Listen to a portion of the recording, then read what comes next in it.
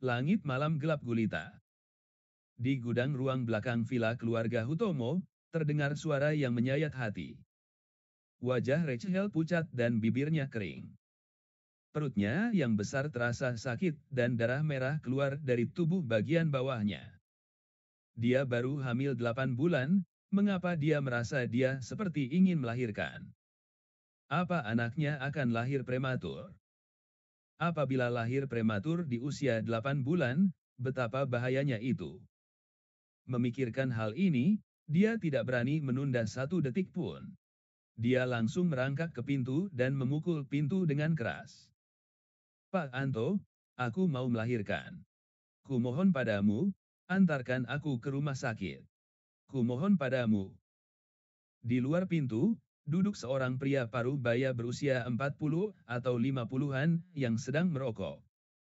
Mendengar itu, dia berkata dengan dingin, "Non Rachel, apa bapak dan ibu akan mengantar Non ke rumah sakit dan mempermalukan diri mereka sendiri dengan anak haram yang nggak jelas asal-usulnya di perut Non itu?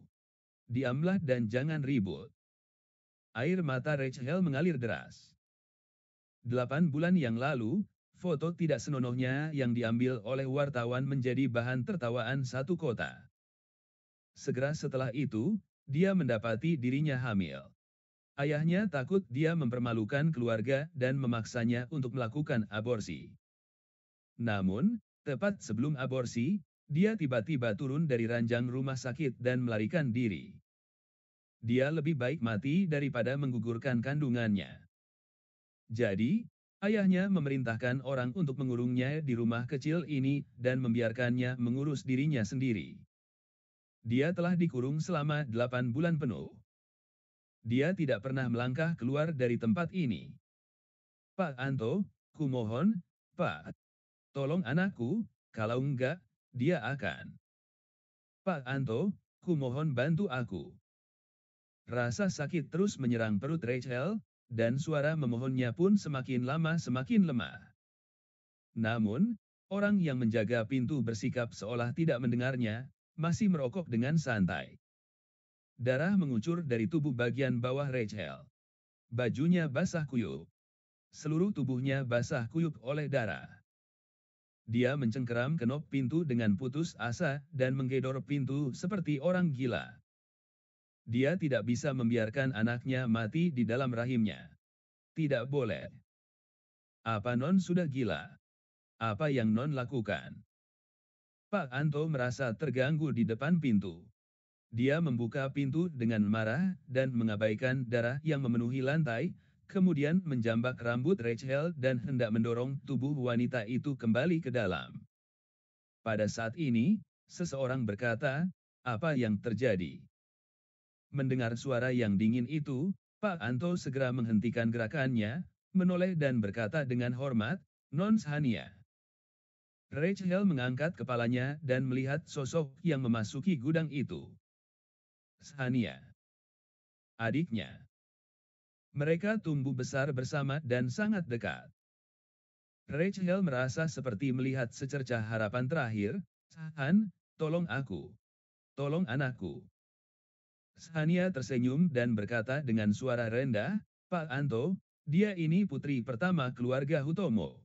Mengapa Bapak menyeretnya seperti menyeret anjing mati?"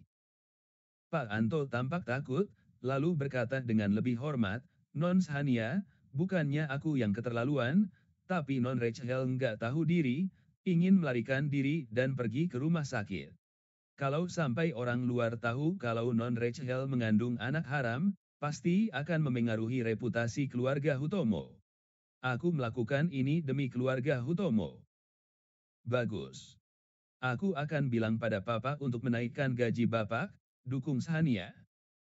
Dia menoleh dan matanya tertuju pada perut Rachel.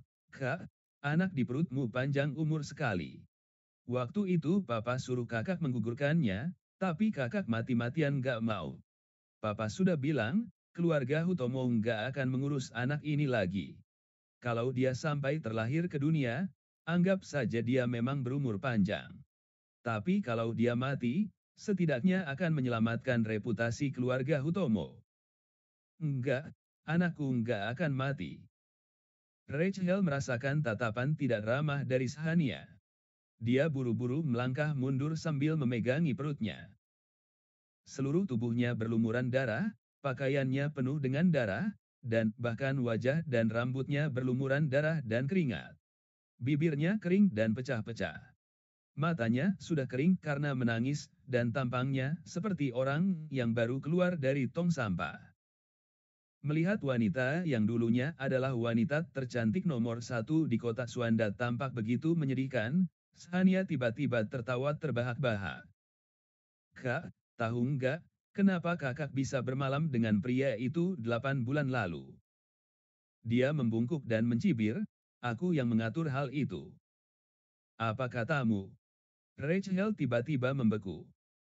Pada saat yang sama, perutnya menegang lagi, dan darah menyembur keluar lagi. Shania tersenyum puas, dari kecil sampai besar, kakak selalu menjadi putri di keluarga Hutomo.